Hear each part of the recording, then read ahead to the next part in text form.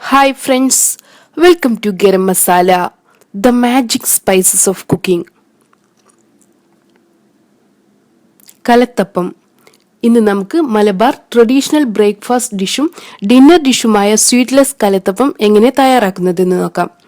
ഇതിനു വേണ്ട ചേരുവകൾ: പച്ചരി 2 കപ്പ്, വേവിച്ചു വെച്ചിട്ടുള്ള അരി 1 കപ്പ്, സവാള ഒരെണ്ണം വലുത്, വലിയ ജീരകം 1 ടീസ്പൂൺ, ചെറിയ ഉള്ളി 3 ടേബിൾ സ്പൂൺ ചോപ്പ് ചെയ്തെടുത്തത്, തേങ്ങ 1 കപ്പ്, ബേക്കിംഗ് സോഡ 1/2 ടീസ്പൂൺ, ഇത് ഓപ്ഷണലാണ്, ഉപ്പ്, വെള്ളം 2 കപ്പ്, വെളിച്ചെണ്ണ 3 ടേബിൾ സ്പൂൺ. ആദ്യം നമുക്ക് ബാറ്റർ തയ്യാറാക്കണം. അരിയെ ആദ്യം 4 മുതൽ 6 മണിക്കൂർ വരെ കുതിർത്തിയെടുക്കണം. ഇനി ഇതിനെ നമുക്ക് അരച്ചെടുക്കാം. ഒരു ബ്ലെൻഡറിലോട്ട് നമുക്ക് ആദ്യം അരി എടുക്കാം.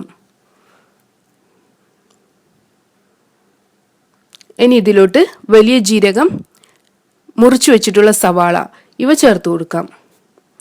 ആവശ്യത്തിന് വെള്ളം കൂടെ ഒഴിച്ച് നമുക്കിതിനെ നല്ല മയത്തിൽ അരച്ചെടുക്കണം.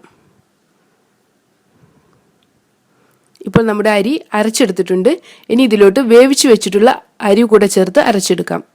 ഇതിനെ നമുക്കൊരു വെസലിലോട്ട് മാറ്റാം.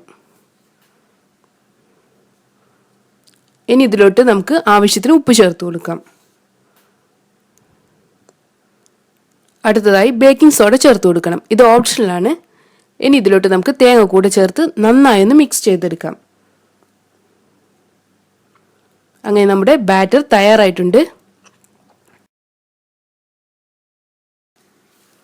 ഇനി നമുക്ക് കലത്തപ്പം തയ്യാറാക്കാം. നമ്മുടെ എണ്ണ ചൂടായി വന്നിട്ടുണ്ട്. ഇതിലോട്ട് ചോപ്പ് ചെയ്ത് വെച്ചിട്ടുള്ള ചെറിയ ഉള്ളി ചേർത്ത് ലൈറ്റ് ബ്രൗൺ നിറമാകുന്നത് വരെ റോസ്റ്റ് ചെയ്തെടുക്കണം.